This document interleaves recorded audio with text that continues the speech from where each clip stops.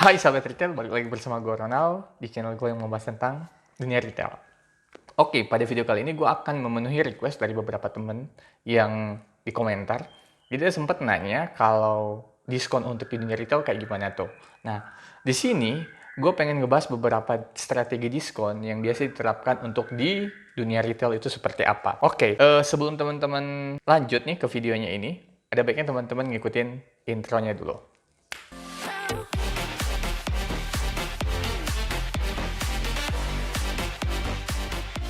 Oke, yang pertama itu adalah beli barang dan gratis barang. Beli barang di sini yang biasanya yang kita ngelihat itu biasanya banyak di toko sepatu. Jadi ada tulisan buy one get one.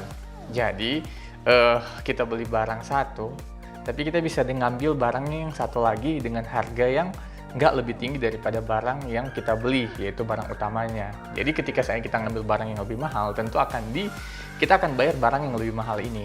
Jadi strategi seperti ini biasanya dipakai. Strategi yang berikutnya yang biasanya dipakai itu yang gue ngeliat biasanya di supermarket, jadi beli 2 gratis 1.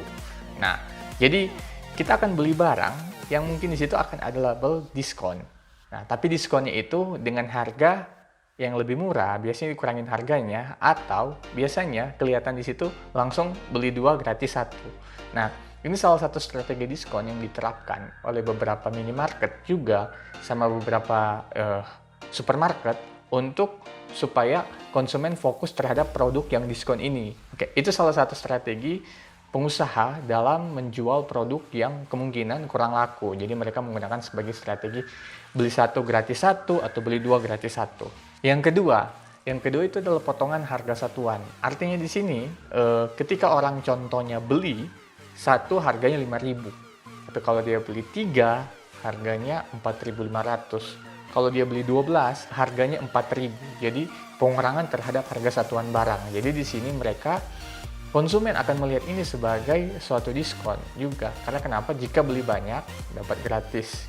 Nah, ini salah satu yang diterapkan, diskon ini diterapkan biasanya untuk grosir. Jadi kebanyakan toko grosir, maupun itu tradisional atau toko modern, itu menerapkan sistem diskon seperti itu.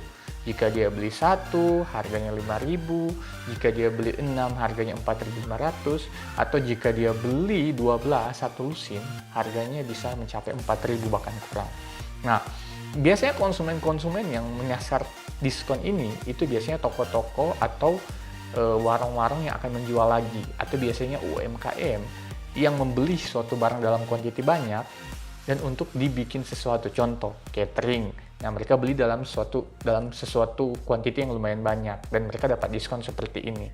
Jadi, salah satu diskon yang bisa diterapkan oleh usaha-usaha retail yang berkecimpung di dunia grosir.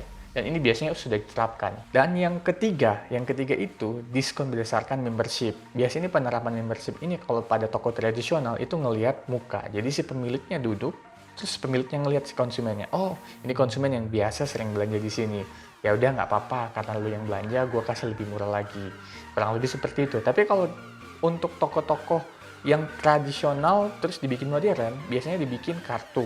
Nah, atau kartu ini itu sebagai penanda bahwa dia adalah member, jadi biasanya dapat diskon member. Itu yang ketiga itu jadi diskon berdasarkan membership. Jadi ketika dia member atau contohnya dia langganan kita, dia dapat diskon spesial. Nah, diskon yang ketiga ini biasa penerapannya lumayan oke, karena kenapa? Itu bisa membuat pelanggan kita loyal terhadap kita dan dia akan beli lagi.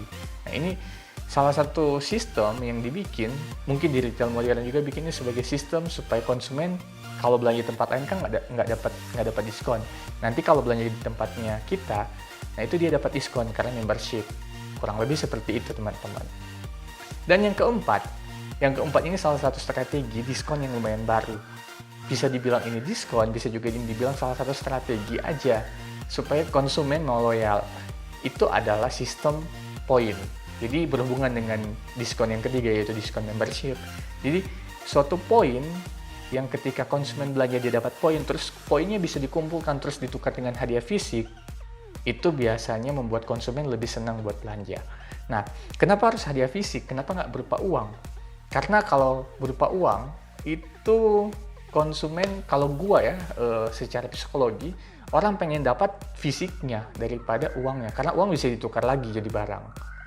orang lebih pengen, kalau menurut gue pribadi, kalau gue belanja, terus gue pengen dapat sesuatu, poin itu atau loyalty, nah gue pengen tukar sebagai barang. Nah, mungkin ada beberapa pendapat teman-teman yang berbeda, teman-teman bisa komen di kolom komentar, memberikan pendapat teman-teman yang lain. Tapi kalau buat gue pribadi, ya kurang lebih seperti itu.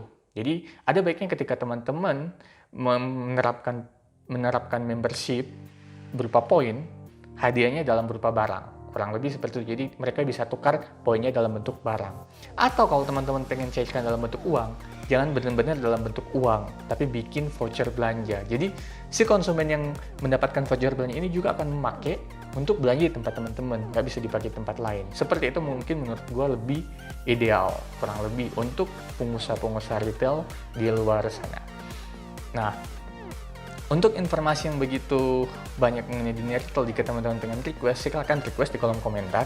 Jadi bisa berikan ide teman-teman untuk gue bikin konten apa lagi mengenai retail. Teman-teman bisa komen di kolom komentar. Oke, gue rasa cukup hari ini. Video yang singkat ini, video yang membahas tentang diskon 4 jenis yang gue bahas, gue rasa bisa menambah pengetahuan teman-teman mengenai bisnis di dunia retail atau manajemen di dunia retail dengan sistem diskon. Oke, see you guys. Bye-bye.